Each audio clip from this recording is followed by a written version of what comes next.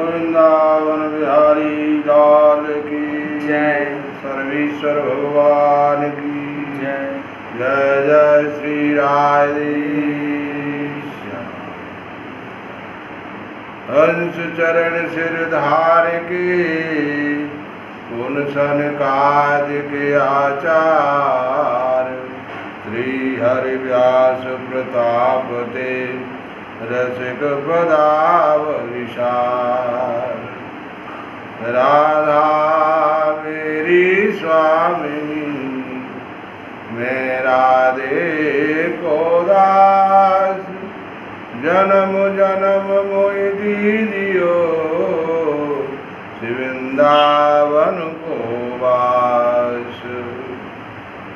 हमारे यहाँ साधु में ऐसे कहते हैं पंच संस्कार होते हैं गुरु से, पंच संस्कार। वैसे कोई जगह पे 16 संस्कार हैं, कहीं पे कई संस्कार हैं, जन्म के दिन पे संस्कार होते हैं। ऐसे हमारे साधु में दीक्षा मंत्र के भी संस्कार हैं।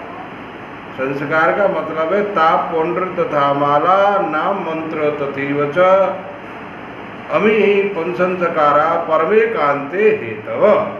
ताप पौंड्र, ताप माने द्वारका की छाप लगाना शंख चक्र गदा पर, ये ताप पौंड्र। पौंड्र माने तिलक है। ताप पौंड्र तथा माला, एक माला गले में तुलसी की कंठी तथा माला नाम या नाम या मंत्र, ऐसे करके ये गुरुजी 5 चीज देते हैं। 5 में भी गोपी चंदन का बड़ा महत्व है हमारे यहाँ।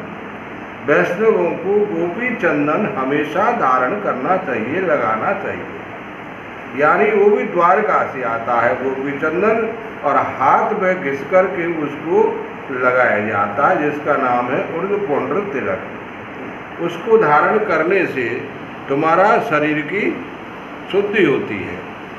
ऐसे ही बैठ करके माला लेकर के जप करना चाहिए।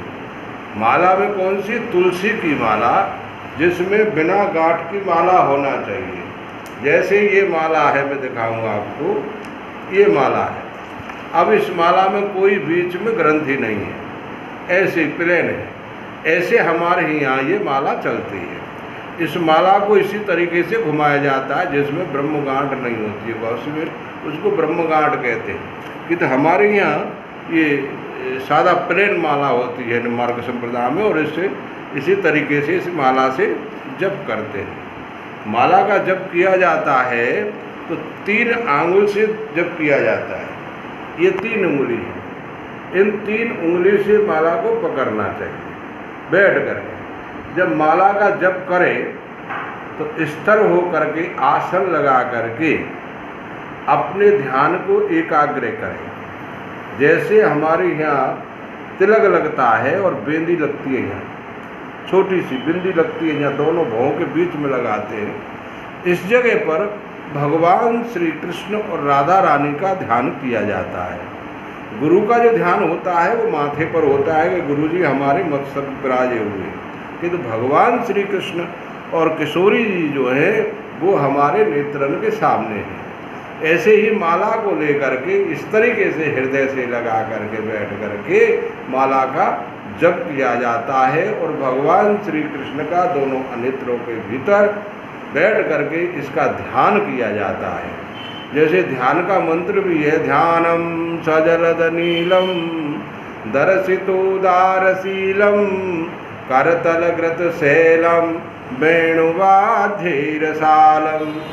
ब्रजजन कुलपालम कामिनी केरिलोलम तरुण तुलसीमालम नौम गोपाल बालम नवीर नीर श्याम नीलेन्द्रीवरलोचनम देवकी नंदनम वंदे कृष्ण गोपाल रूपिणम। ऐसे ध्यान करते हुए अपने गुरु मंत्र का बैठ करके जप करें। मन को स्थिर करके ध्यान करना चाहिए, मन को इधर उधर नहीं चलने देना चाहिए। वैसे स्वाभाविक है, मन को चलता है, मन इधर उधर हो जाता है, किंतु उसकी चिंता न करके आप जो है उसी जगह पर बैठे रहें। जैसे लिखा है कि मन गयो तो जान दे, दृढ़ कर राख है नेम।